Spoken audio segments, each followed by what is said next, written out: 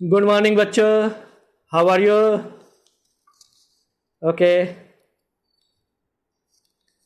इसके पहले हम लोग एआई ऑपरिन की थ्योरी के अनुसार जीवन की उत्पत्ति पढ़ रहे थे और जिसमें हमने आपको उनकी थ्योरी को जैसा कि बताया था कि 7 या 8 चरणों में बांट कर पढ़ते हैं, जिनमें से हमने 3 चरणों पर जो भौतिक तथा रासायनिक परिवर्तन हुए उसका वर्णन हमने आपको बताया।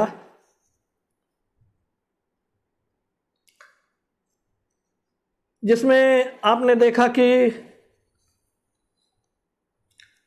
पृथ्वी की उत्पत्ति, फिर गैसीय परमाणुओं से उनके तत्वों का बनना, उन तत्वों के आपसी संयोग से सरल यौगिकों का बनना, फिर कार्बनिक पदार्थों का बनना और फिर उससे जटिल कार्बनिक पदार्थ बने, इन 3 चरणों में।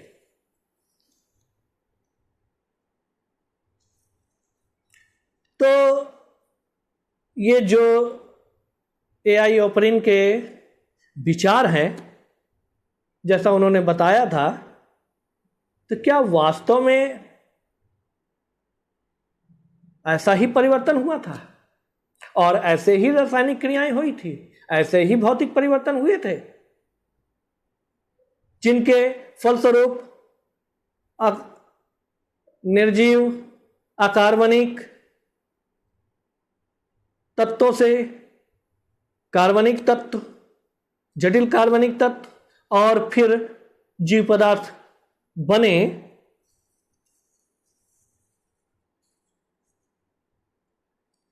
इसकी सत्यता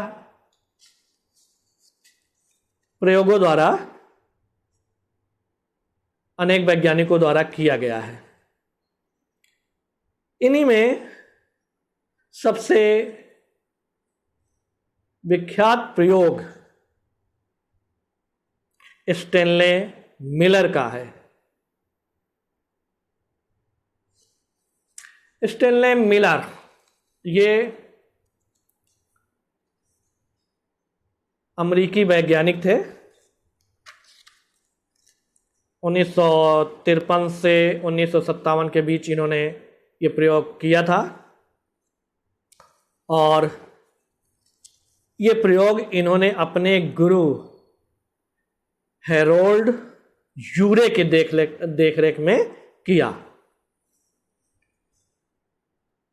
इन्होंने अपने प्रयोग में एआई ऑपरिन के द्वारा बताए गए आदि वातावरण को प्रयोगशाला में बनाया और उनमें उसी तरह की रासायनिक क्रियाओं को दिखाने के लिए विभिन्न पदार्थों के मिश्रण लेकर के और कार्बनिक यौगिकों के संश्लेषण को दिखाया। इसके लिए इन्होंने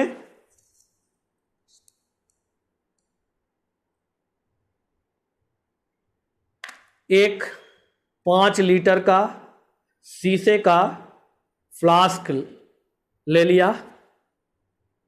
इसमें इन्होंने 2 टंगस्टन के इलेक्ट्रोड डाल दिए और इसका कनेक्शन बहुत ही हाई वोल्टेज के इलेक्ट्रिसिटी से कर दिया। इसके साथ ही साथ इन्होंने एक छोटा लगभग आधा लीटर का शीशे का फ्लास्क लिया और इस फ्लास्क में जल लेकर के और जल को उबालने का व्यवस्था की, जो लगातार उबलता रहे और जल जो है जलवाष्प में परिवर्तित हो। जैसा कि ए.आई. ओपरिन ने अपने थ्योरी में बताया था कि पृथ्वी उस समय 100 डिग्री सेंटीग्रेड से बहुत अधिक था, जिसमें जल बारिश के रूप में आता था सतह को छू करके और फिर जलवाष्प बन के उड़ जाता था। उस वातावरण को इन्होंने इस फ्लास्क के द्वारा बनाया। बड़े फ्लास्क को इन्होंने कांच की नली द्वारा छोटे फ्लास्क से जोड़ दिया।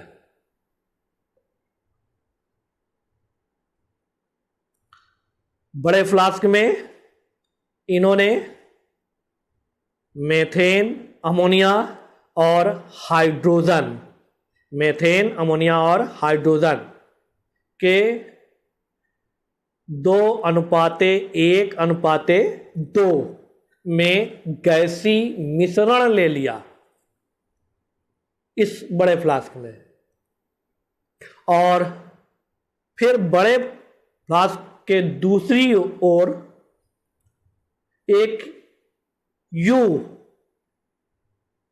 आकार की नली से फिर इसे छोटे फ्लास्क से जोड़ दिया। इस यू नली को इन्होंने एक स्थान पर कंडेंसर से भी गुजारा।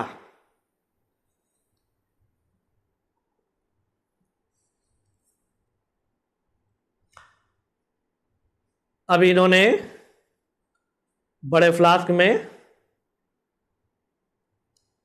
इलेक्ट्रोड में हाई वोल्टेज की इलेक्ट्रिसिटी प्रवाहित की, तो इलेक्ट्रिसिटी के कारण यहां स्पार्किंग, इलेक्ट्रोड के बीच स्पार्किंग होती थी।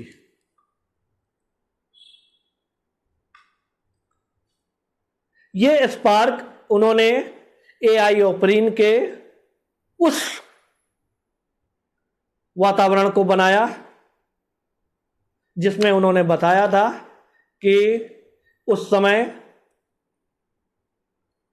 घने बादल, जलवाष्प के घने बादल हुआ करते थे,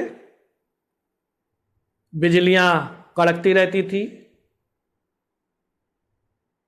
और लाइटनिंग, जिससे कि लाइटनिंग होती थी।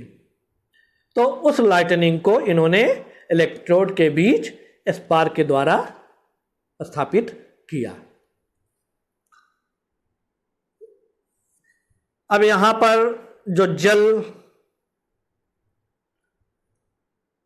उबल करके जलवाष्प में परिवर्तित होता था, वो इस नली द्वारा बड़े फ्लास्क में पहुंचता था। बड़े फ्लास्क में मीथेन, अमोनिया और हाइड्रोजन के गैसें मिश्रण थे और इनमें इलेक्ट्रिक स्पार्किंग होती थी, जिससे इन यौगिकों के बीच रासायनिक प्रतिक्रिया होती थी और फिर ये गैसीय मिश्रण, जिसमें जलवाष्प और ये सारे यौगिक के थे, जब कंडेंसर से गुजरता था तो ये तरल में परिवर्तित हो जाता था। तरल में परिवर्तित होकर के यू ट्यूब में एकत्रित हो गए। तो इन्हें यहां पे गहरे लाल रंग का, गदला माने गाढ़ा तरल प्राप्त हुआ और फिर इन्होंने इस मिश्रण का रासायनिक विश्लेषण किया और इस रासायनिक विश्लेषण में यह ज्ञात हुआ कि इनमें ये जो तरल है वो ग्लाइसिन, एलानिन, ये अमीनो अम्ल है तथा दूसरे अमीनो अम्ल भी, दूसरे कार्बनिक अम्ल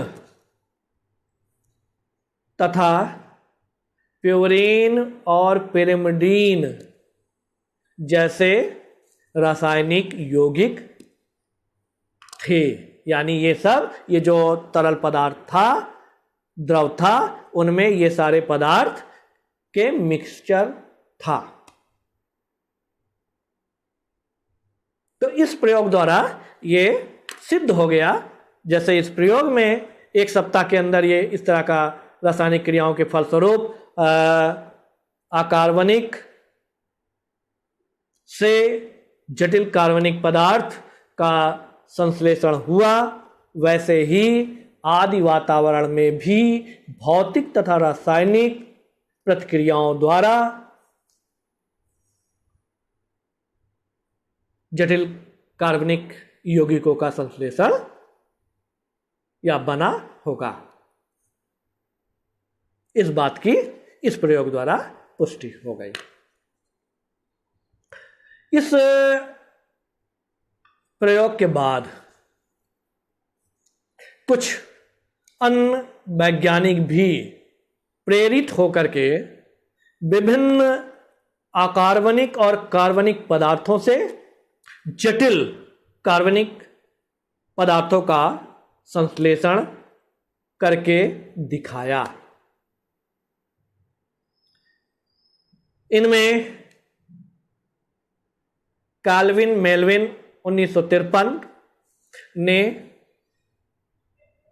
साइक्लोट्रॉन नामक यंत्र में कार्बन डाइऑक्साइड और जल के मिश्रण में प्रकाश की किरणों को किरणित करके फार्मिक एसिड,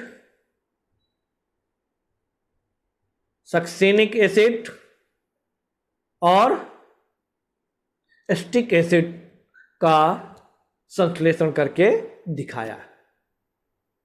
इसी प्रकार से कुछ अन्य वैज्ञानिकों ने भी, जैसे सिडनी एफ फॉक्स 1958, एबेल्सन, ओरो और कमात आदि वैज्ञानिकों ने भी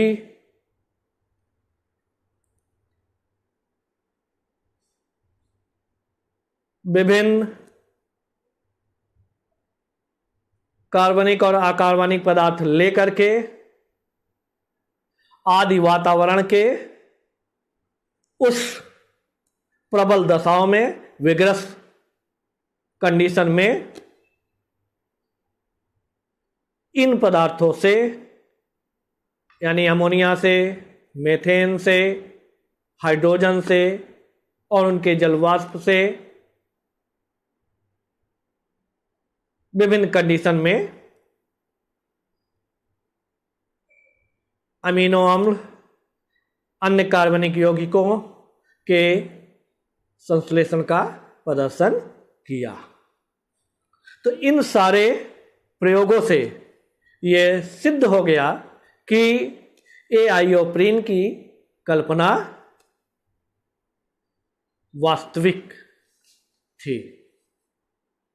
उनकी कल्पना वास्तव में सही सिद्ध होती है। तो बाद में जो सारे प्रयोग किए गए, इनको अनुरूपण प्रयोग कहा जाता है। स्टिमुलेशन एक्सपेरिमेंट कहलाते हैं ये। ठीक, तो बच्चों आपने माने देख लिया कि जो एआईओप्रीन ने जो परिकल्पना की थी वो वास्तव में इन प्रयोगों द्वारा उसकी पुष्टि हुई अर्थात सही हुई, और इसी तरह से जीव द्रव की उत्पत्ति हुई होगी और उससे जो है जीवन की उत्पत्ति अथवा जीव की उत्पत्ति हुई। Okay, thank you.